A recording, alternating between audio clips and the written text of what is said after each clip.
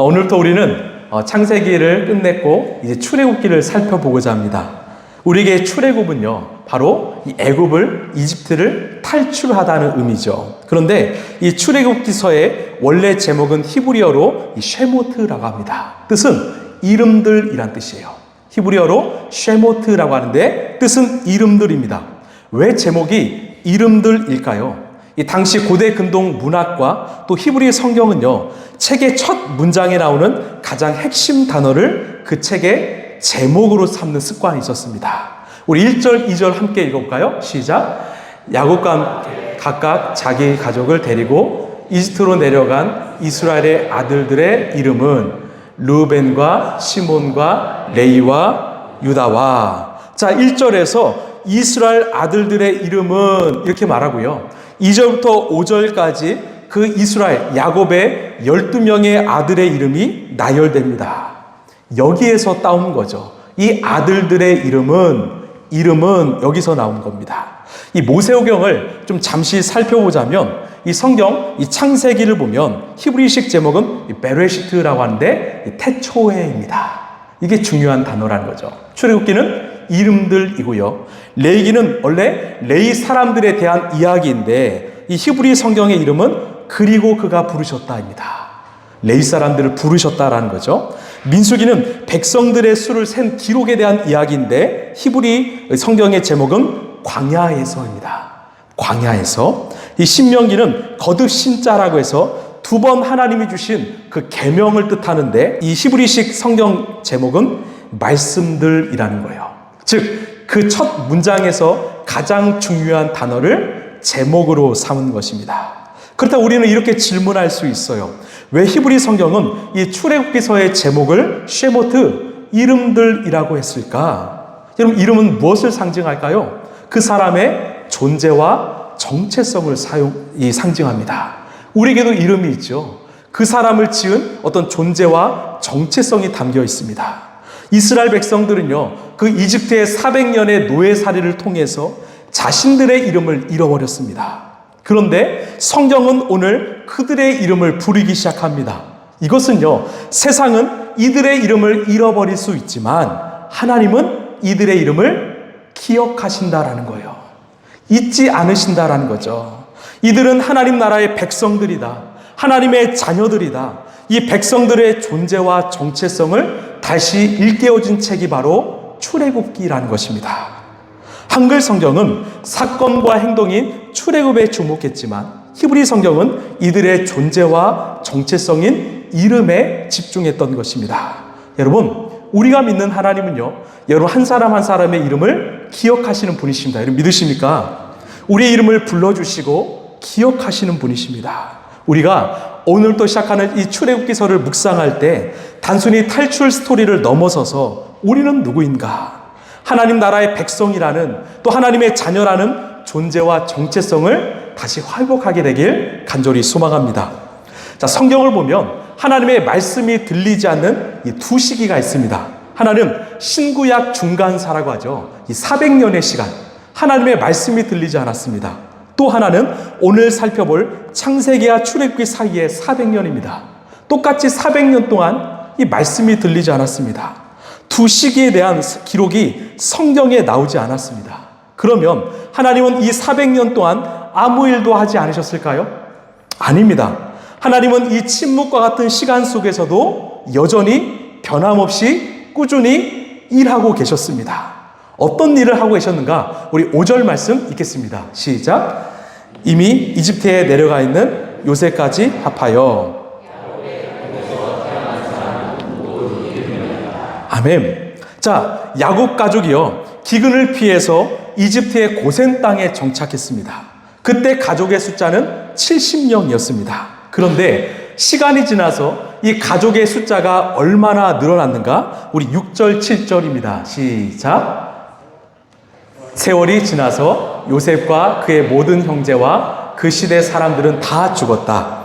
그러나 이스라엘 자손은 자녀를 많이 낳고 번성하여 그 수가 불어나고 세력도 커졌으며 마침내 그 땅에 가득 퍼졌다. 아멘. 지금 6절과 7절 사이에 400년이란 시간이 지났습니다. 6절을 보면 시간이 지나 이 70명의 사람들이 가족들이 다 죽었다고 말하죠. 그리고 7절에서 이스라엘 백성들이 번성하여 수가 많이 풀어났다고 말합니다. 세력이 커졌다고 말합니다. 얼마나 커졌을까요? 여기는 나와 있지 않지만 뒤에 살펴보겠지만 남자 어른만 무려 60만 명입니다. 파주 시민 숫자가 53만이라고 해요. 더 큰 숫자이죠. 그런데 여기에 여자와 아이와 노인까지 합하면 최소 200만에서 300만 명까지 봅니다. 여러분 한번 생각해 볼까요? 지금 이스라엘 백성들은 어디 있습니까? 가나안 땅이 아니라 남의 땅, 이집트 땅에 있습니다. 자신들의 땅이 아닙니다. 그런 땅에서 400년 만에 70명에서 300만 명까지 되었습니다. 여러분 이게 상식적으로 가능한 일일까요? 여러분 노예의 신분으로 가능한 일일까요? 세상의 방식으로는 불가능합니다. 그러나 이것이 가능한 이유는 바로 우리 하나님이 하셨기 때문입니다. 하나님께서 야곱의 가족들을 이집트 수도 카이로가 아니라 이 변방인 고센 땅에 보내신 이유가 여기에 있습니다. 4가지 정도인데요. 먼저는 압도적으로 풍부한 식량 자원이 있었습니다. 고센 땅은요, 이 나일강의 동북부에 위치한 이집트 최고의 곡창지대이자 거대한 목초지였습니다. 이스라엘 백성들이 가축을 기르고 식량을 얻게는 완벽하고 풍요로운 땅이 바로 고센 땅이었습니다. 두 번째는 외부 위협으로부터의 안전과 격리입니다. 이집트 사람들은요, 목축업자들을 혐오했어요. 그래서 이스라엘 백성들을 싫어했습니다. 또한 이집트 중심부에 벌어지는 권력 다툼에서 철저히 소외된 채 이 변방인 고센 땅에 머물렀기 때문에 자신들의 울타리 안에서 보호 안에서 번성할 수 있었던 거예요. 세 번째는 질병 통제와 공간적 확장성입니다. 이 좁은 땅에 인구 밀도가 높아지면 전염병이 돌거나 또 거주 공간이 부족해서 사망률이 급증합니다. 다행히도 고센 땅은 넓은 지역이었기 때문에 문제가 없었던 거예요. 마지막으로 이게 중요합니다. 다산을 장려하는 기독교 세계관과 정체성 때문입니다. 하나님께서 첫 번째 사람이었던 아담에게 주신 명령이 무엇입니까? 너희는 생육하고 번성하라. 온 땅에 충만하라. 이 말씀을 백성들이 순종했기 때문에 많은 자녀들을 낳았던 것입니다. 결국에 이 70명의 숫자가 무려 300만 명이 될 수 있었던 이유는 철저한 하나님의 계획과 하나님의 인도하심 때문이었습니다. 여러분, 우리가 겉으로 보면 하나님의 침묵은요, 마치 하나님의 부재처럼 느껴질 때가 있습니다. 아닙니다. 하나님은 결코 침묵하지 않으십니다. 결코 방관하지 않으십니다. 오늘도 최선을 다해 일하십니다. 그래서 우리 이 문장을 꼭 기억했으면 좋겠는데요. 제가 읽어드리겠습니다.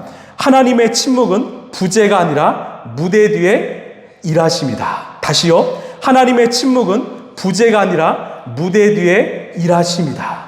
여러분, 우리도 마찬가지입니다. 때로 우리의 삶에 어려움이 찾아오면 하나님이 침묵하시는 것 같고 하나님이 방관하시는 것처럼 여겨질 때가 있습니다. 아닙니다. 오늘 또 하나님은요, 졸지도 주무시지도 않으시고 우리의 인생 무대 뒤에서 최선을 다해 일하고 계십니다. 이런 믿으십니까? 이것을 굳게 믿으시길 소망합니다. 지금까지는 참 감사한 이야기예요. 이제 본격적으로 이 출애굽기 이야기가 시작되는데요. 우리 8절 말씀 읽겠습니다. 시작. 요셉을 알지 못하는 새 왕이 일어나서 다스리게 되었다. 아멘. 여기서 문제가 시작됩니다. 요셉을 알지 못하는 새 왕이 일어나서 이집트를 다스리게 되었습니다. 여러분, 이 말씀 이해가 되십니까? 여러분, 요셉은 어떤 존재일까요? 이집트 역사상 유례없는 7년의 흉년을 예측하고 대비한 위대한 총리였습니다. 대단한 총리였습니다. 그러니 왕조가 바뀌어도요, 400년의 시간이 지나도 요셉이란 존재는 잊을 수 없을 것입니다.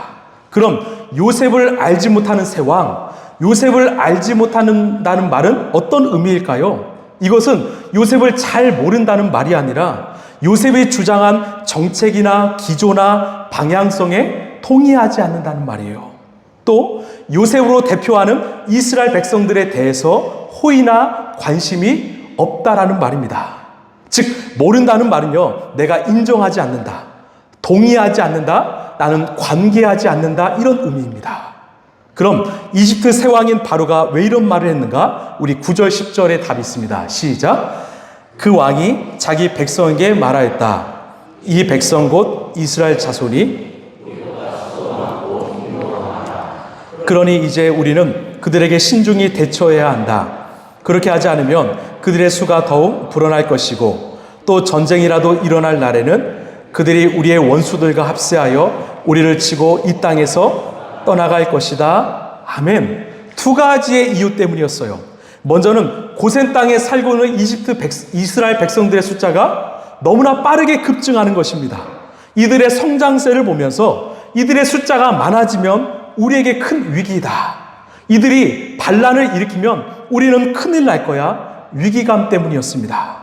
또 두 번째는요, 당시 이스라엘 백성들은 외국인, 이방인들이죠.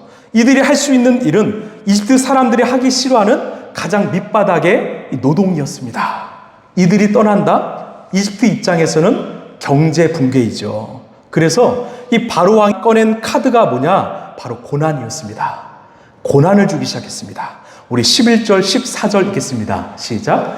그래서 이집트 사람들은 이스라엘 자손을 부리는 공사 감독관을 두어서 강제 노동으로 그들을 억압하였다. 이스라엘 자손은 바로가 곡식을 저장하는 성읍 곧 비돔과 람셋을 건설하는 일에 끌려나갔다. 이집트 사람들이 흙을 이겨 벽돌을 만드는 일이나 바딜과 같은 온갖 고된 일로 이스라엘 자손을 괴롭힘으로 그들의 일은 매우 힘들었다. 아멘. 지금 이집트 사람들이요, 이스라엘 백성들을 강제 노동 현장으로 끌고 갔습니다. 이집트 곡식을 저장하는 비돔과 람셋이란 성읍을 건설하는 일에 투입시켰습니다. 이들은요, 하루아침에 자유인에서 노예가 된 것입니다. 여러분, 우리의 삶에도 이런 일이 일어날 수가 있습니다. 하나님을 믿고요, 정말 잘 살던 우리의 인생에 예기치 못한 고난이 찾아올 때가 있습니다. 어떤 건강의 문제, 또 관계의 뒤틀림, 어떤 재정적 압박, 정신적 아픔, 영적인 침체 등 우리의 삶을 힘들게 만드는 예기치 못할 고난이 찾아올 때가 있습니다.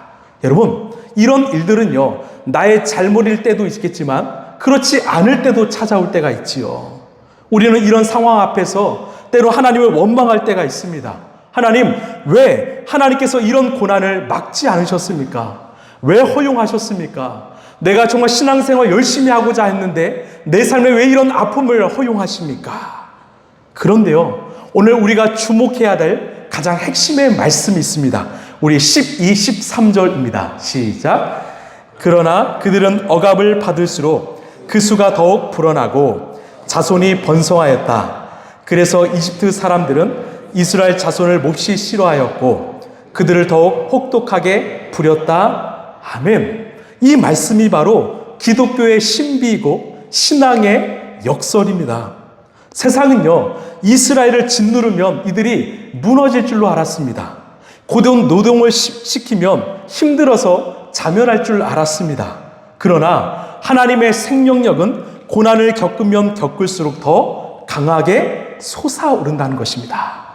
고난을 당하면 당할수록 더 번성하게 된다는 것이죠.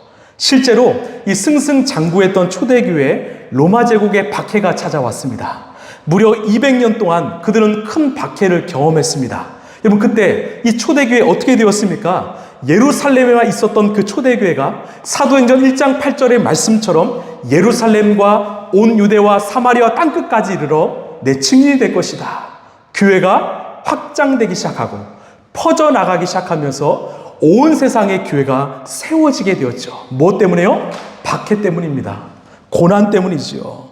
무슨 말일까요? 하나님은 인생의 순풍도 사용하시지만 세상의 역풍도 사용하신다는 것입니다. 여러분 믿으십니까? 우리 하나님은요, 인생의 순풍도 사용하시지만 세상의 역풍도 사용하신다는 것입니다. 이 중국에 대표적인 큰 한인교회가 있었습니다. 어느 날 이 중국 정부로부터 압박이 시작되었어요. 이 공간을 빌려서 예배를 드렸는데 그 공간을 가지고 있던 주인이 이제는 빌려줄 수 없다고 통보한 것입니다. 이것은 중국 정부의 해산 명령이었죠. 여러분, 그 교회 어떻게 되었을까요? 그 교회 목사님께서 기도하면서 하나님께 지혜를 구했습니다. 결국 그 성도들을 지역별로 흩어버렸습니다. 목장을 구성해서 가정에서 335 모여 예배하게 했습니다. 이제 중국 정부가 단속할 수 없게 되었고 그 한인교회요, 그 고난과 핍박 속에서 더 단단하고 건강하게 성장했다는 것입니다. 사랑하는 성도 여러분, 세상이 주는 고난을 여러분 두려워하지 마십시오. 그 고난은 우리의 믿음을 더욱 분명하게 만들고 더 단단하게 만들 것입니다. C.S. 루이스가 이 고난에 대해서 고난은 리트머스 종이와 같다고 말했습니다. 여러분 리트머스 종이 아시죠? 평소에는 어떤 색입니까? 하얀색입니다. 평범해 보입니다. 무슨 말이에요? 믿음의 사람이나 믿음이 작은 사람이나 평소에는 다 똑같이 보이는 것입니다. 그런데 고난이 찾아오면요, 리트머스 종이의 색깔이 변하기 시작합니다. 점점 붉어지고 또 파래지기 시작합니다. 결국 고난을 통해서 내가 진짜 하나님의 사람인가, 나에게 진짜 믿음이 있는가, 그 고난을 통해서 우리는 드러날 수 있다는 거예요. 우리의 신앙이 증명될 수 있다는 것입니다. 그래서 고난은 기회입니다. 내가 진짜 하나님의 사람인가, 이 고난을 통해서 내 믿음이 진짜인가, 나를 정확하게 파악할 수 있다는 것이죠. 여러분 어떠하십니까? 우리 인생에 고난이 찾아왔습니까? 그럼에도 불구하고 흔들리지 않는 믿음을 소유하셨습니까? 그 고난 속에서 하나님을 더 굳건히 의지하고 계십니까? 여러분은 진짜 믿음의 사람입니다. 그러나 반대로 그 고난 앞에서 흔들리십니까?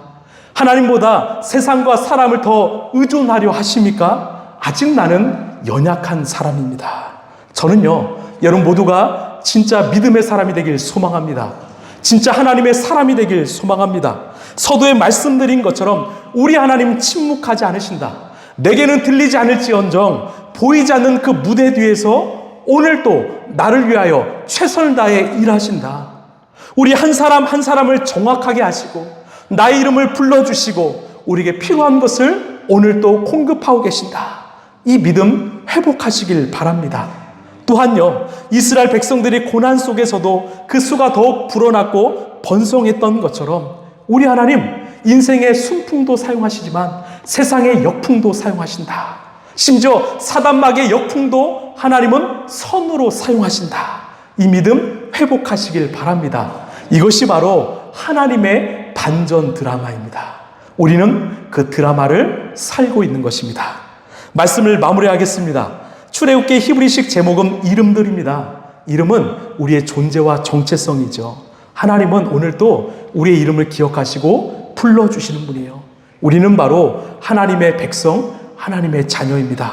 또한 세상은 잘 되는 우리를 결코 가만히 두지 않을 것입니다. 마귀 사탄도 우리를 가만히 두지 않을 것입니다. 우리를 무너뜨리기 위하여 고난과 고통을 보낼 것입니다. 그런데 고난은 우리에게 리트머스 종이입니다. 고난은 내가 진짜 하나님의 사람인가, 내 믿음이 진짜인가 확인할 수 있는 절호의 찬스입니다. 고난이 찾아왔다면 낙심하거나 절망하기보다 하나님께 나아가시길 바랍니다. 하나님을 더 붙잡으시길 바랍니다. 그때 우리의 믿음은요, 이전보다 더 성장하게 될 줄로 믿습니다. 우리 하나님 인생의 순풍도 사용하시지만 세상의 역풍도 사용하십니다. 그리고 모든 것을 합력하여 선으로 이끄실 것입니다. 지금 고난 가운데 계십니까? 어려움 가운데 계십니까? 이 하나님의 반전 드라마를 기대하며 끝까지 하나님을 신뢰하고 믿음의 길을 걸어가는 우리 라이프처치 성도들 되시길 간절히 소망합니다.